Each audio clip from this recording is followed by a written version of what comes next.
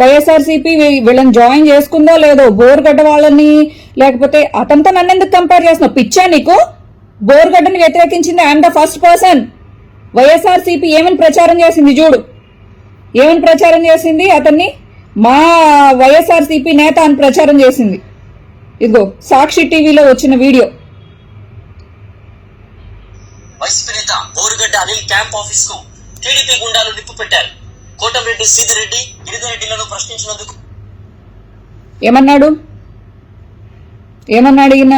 వైఎస్ఆర్సీపీ నాయకుడు. ఈ న్యూస్ ఎందులో వచ్చింది? సాక్షి టీవీలో వచ్చింది. అప్పుడు నేనేం చెప్పాను 2 సంవత్సరాల క్రితం వీడియోలో? టీడీపీ గుండాలు నిప్పు పెట్టి ప్రతికించారు. వైసీపీ నేత బోరుగడ్డ అనిల్ క్యాంప్ ఆఫీస్ కు టీడీపీ గుండాలు సాక్షి టీవీ. కోటంరెడ్డి, సీదిరెడ్డి, గిరిధరెడ్డిలను ప్రశ్నించినందుకు ఈ ఒక్క పాయింట్ సాక్షి టీవీలో వచ్చింది. వైసీపీ నేత బోరుగడ్డ అనిల్. నేను ఎప్పుడు వైసీపీ అని చెప్పి నువ్వు అసలు పేరు పెట్టుకోవద్దు అని చెప్పేసి నేను పబ్లిక్ వీడియో రిలీజ్ చేశాను. నేను తప్ప వైఎస్ఆర్సీపీలో బోరుగడ్డ అనిల్ని వ్యతిరేకించిన వాళ్ళు ఎవరూ లేరు. అప్పుడు నేను చెడ్డదన్నా? వాళ్ళ పిల్లల్ని ఇది చేస్తాను అన్న వాళ్ళు వైఎస్ఆర్సీపీ నేత అని చెప్పుకోవడానికి సాక్షి టీవీలో వేశారు. షేమ్ కదా?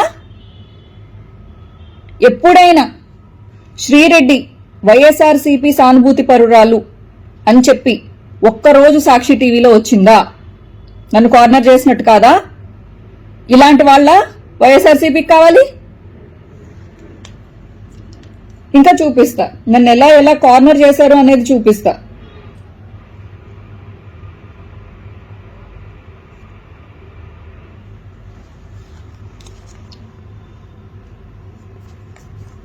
ఐ డోంట్ నో మీకు కనిపిస్తుందో లేదో.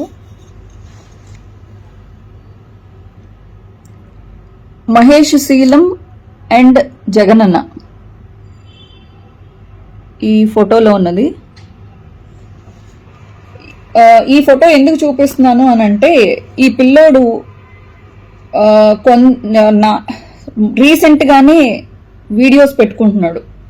రీసెంట్గా అంటే కొన్ని సంవత్సరాల క్రితం ఎలక్షన్స్కి కొన్ని అంటే వైఎస్ఆర్సీపీ అధికారంలోకి వచ్చిన తర్వాత కొన్ని సంవత్సరాలకి ఈ అబ్బాయి వీడియోస్ చేయడం మొదలు పెట్టాడు. ఈరోజు ఆ అబ్బాయి ఫోటో తీయించుకోగలిగాడు. అంటే ఇన్ని సంవత్సరాలుగా నేను కష్టపడుతున్నాను, నేను తీయించుకోలేకపోయాను జగనన్నతో. ఈయన ప్రదీప్ చింత, అయ్యో నాకేంటో లైటింగ్ ప్రాబ్లం, ప్రదీప్ చింత. ఈయన కూడా జగనన్న గెలిచిన తర్వాత జగనన్న కోసం వీడియోలు చేస్తూ జగనన్నకి విపరీతంగా సపోర్ట్గా ఉండి అనేక సార్లు లండన్ నుంచి వచ్చి జగనన్నకి సపోర్ట్గా వీడియోలు చేసుకుంటూ అలాగే స్పీచ్లు ఇస్తూ ఆయన కూడా రాజకీయంగా ఎదగాలి అని చెప్పేసి తప్పించారు. I have respect on Mahesh Seelam and Pradeep Chinta. వాళ్ళని నేనేం అనట్లేదు, అంటే వీళ్ళందరూ ఫోటోలు తీయించుకోగలిగారు. ఇంకొకటి, ఈవిడ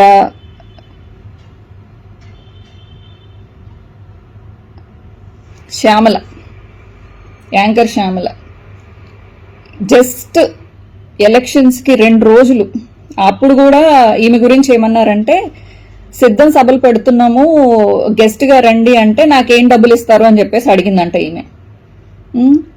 ఈమె గురించి కూడా కొన్ని ఆరోపణలు ఉన్నాయి. షికాగో సెక్స్ రాకెట్లో ఏవో అప్పట్లో మీడియాలో వార్తలు వినిపించినాయి. నాకు పర్సనల్గా తెలిసినా కూడా కొన్ని డీటెయిల్స్ నేను చెప్పాలని అనుకోవట్లేదు. సెక్స్ రాకెట్లో పట్టుబడిన వాళ్ళతో కూడా అంటే వాళ్ళు కూడా ఫోటోలు తీయించుకోగలిగారు. నేను జర్నలిస్ట్ సాయి, నేను ఎప్పుడు ఫోటో కూడా తీయించుకొనివ్వలేదు నన్ను. నేను ఎన్నిసార్లు ఏమండి నాకు వైఎస్ఆర్సీపీ ట్యాగ్ వేయండి, నేను ఈజీ టార్గెట్ అవుతున్నాను అని చెప్పేసి, అంటే బోరుగడ్డ అనిల్ని వైఎస్ఆర్సీపీ నేత అని అన్నారు. ఇలాంటి సెక్స్ రాకెట్లో పట్టుబడిన కొంతమందిని వైఎస్ఆర్సీపీ నేతలు అని చెప్పేసి, రిప్రజెంటేటివ్ వైఎస్ఆర్సీపీ అధికార ప్రతినిధి అని చెప్పేసి ఆర్కే రోజా గారితో ఈక్వల్ గా కూర్చోబెట్టారు ఈమెని. నన్ను కార్నర్ చేసినట్టు కాదా? ఇప్పుడు నేనేదో భయపడి వీడియోలు చేస్తున్నాను అని చెప్పేసి అనకండి ప్లీజ్, దయచేసి. నేను లాస్ట్ లో చెప్తాను నేను భయపడ్డానా యూటర్న్ తీసుకున్నానా లేకపోతే ఏం చేయబోతున్నాను అనేది నా డెసిషన్ అనేది నేను లాస్ట్లో చెప్తున్నాను. నేను ఒంట్లో బాగోలేదు డబ్బులు వేయండి అని చెప్పేసి అన్నానని చెప్పేసి చెప్తా, ఎందుకు ఇవన్నీ ప్రూఫ్లతోనే మాట్లాడాలి. ఈ సాయి ఇతనికి ది ట్రూత్ అని చెప్పి, జర్నలిస్ట్ సాయి 2.0 అని చెప్పి, జర్నలిస్ట్ సాయి అని చెప్పి 3 యూట్యూబ్ ఛానల్స్ ఉన్నాయి. ఇతను మాత్రం మనల్ని చెడుగా మాట్లాడి ఈయన డబ్బులు సంపాదించుకుంటాడు. ఈయన మాత్రం పత్తిత్తు కబుర్లు ఎలా చెప్తాడో చూడండి ఒకసారి. ఈయన పత్తిత్తు కబుర్లు ఈయన మళ్ళీ నా గురించి మాట్లాడిన వీడియోలో 2-3 చేశాడు. 2-3 ఛానల్స్ కి 2-3 చేసుకున్నాడు. ఈయన పతివ్రత పరమాణం కబుర్లు విందాం.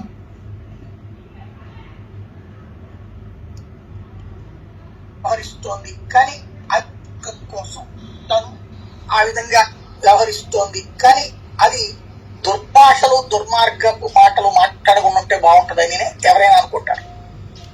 వ్యక్తిత్వ హననాలు వ్యక్తులని సాయి నువ్వే టీడీపీ వాళ్ళని గొట్టంగాళ్ళని సైకోలని ఇలా మాట్లాడిన వీడియోలు నేను తీయమంటావా? నీవి గొట్టంగాళ్ళు సైకోగాళ్ళు శాడిస్టులు అని చెప్పేసి మాట్లాడినవి నీ తీయమంటావా? అంటే నువ్వు మాట్లాడితే నువ్వు జర్నలిజం ముసుగులో నువ్వు ఏం మాట్లాడినా నువ్వు కరెక్ట్. ఇప్పుడు నేను ఎందుకు మాట్లాడానే అనే ఒక్క పాయింట్లో నేను చెప్పేస్తా సాయి, నీకు ప్రజలకు కూడా తెలియాలి. ఎక్కువ వ్యూవర్షిప్ వస్తుంది, ఎక్కువగా షేర్ అవుతుంది అన్నటువంటి ఉద్దేశంతో అది చేసుకొచ్చింది. ఇప్పుడు కేసులు అరెస్టుల దగ్గరకు వచ్చాడు, క్షమాపణ చెప్పింది. ఆగేటటువంటి వ్యవహారం అనేది ఓకే సాయి, ఎక్కువ షేర్ల కోసం లేకపోతే ఎక్కువ డబ్బులు సంపాదించేయడం కోసం కానే కాదు. ఫస్ట్ ఆఫ్ ఆల్ నేను ఇలా చేయడం వలన వైఎస్ఆర్సీపీని వెనకేసుకుని రావడం వలన అనేక సార్లు, ఎన్నిసార్లో తెలీదు, నాకు చక్కగా ఉండే ఆల్మోస్ట్ 1 crore ఫాలోవర్స్, మొత్తం సోషల్ మీడియా మొత్తం చూసుకుంటే 1 crore ఫాలోవర్స్ లో ఓన్లీ నేను వైఎస్ఆర్సీపీని సపోర్ట్ చేసినందుకు అనేక రిపోర్ట్లు పడి నా ఛానల్స్ ఎంత ఎఫెక్ట్ అయిపోయి వచ్చే డబ్బులు కూడా రాకోకుండా నేను రోడ్డును పడ్డాను, ఎన్నిసార్లు రోడ్డును పడ్డాను, ఎన్నిసార్లు ఆర్థికంగా ఇబ్బందులు పడ్డాను, ఎన్నిసార్లు నా కుటుంబ సభ్యులతో తిట్లు తిన్నాను, ఎన్నిసార్లు థ్రెటనింగ్ ఫీల్ అయ్యాను, ఎన్నిసార్లు నేను బయటికి వెళ్ళలేకపోయాను, ఒక సామాన్య వ్యక్తిలాగా మసలలేకపోయాను. నీకు తెలుసా? ఈ సాక్రిఫైస్లు ఎవరి కోసం చేశాను? వైఎస్ఆర్సీపీ కోసం చేశాను. వైఎస్ఆర్సీపీ కోసం. మళ్ళీ మీకు ఈ డౌట్ వస్తుంది, అలా మాట్లాడొచ్చా అని. అలా మాట్లాడిన దానికి కూడా నేను సమాధానం చెప్పి ఈ వీడియో ఆఫ్ చేస్తాను మీకు.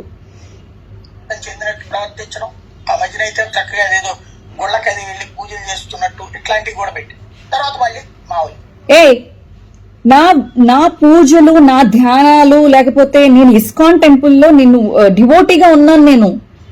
నేను ఇప్పటి నుంచి కాదు, నా చిన్నప్పటి నుంచి మా నాన్నగారు కొన్ని దేవాలయాలకి, విష్ణువు ఆలయాలకి ధర్మకర్తలుగా ఉన్నారు. అండ్ ఆల్సో మేము సొంతంగా కూడా మా సొంత డబ్బులు పెట్టుకుని, అలాగే మా సొంత భూమి ఇచ్చుకుని విష్ణువుకి ఒక ఆలయం కట్టించుకున్నాము, అలాగే దేవి గుడి కట్టించుకున్నాము, అండ్ సాయిబాబా గుడి కట్టించుకున్నాము. నీకేం తెలుసు సాయి మా డివోషనల్ బ్యాక్గ్రౌండ్? ఒకవేళ డివోషనల్ బ్యాక్గ్రౌండ్ ఉందనుకో, ఇప్పుడు రాజకీయ నాయకులు ఎవరు హోమాలు గాని పూజలు గాని చేయట్లేదా? చేసిన వాళ్ళు రాజకీయాలు మాట్లాడట్లేదు. ఏంటిది ఇది?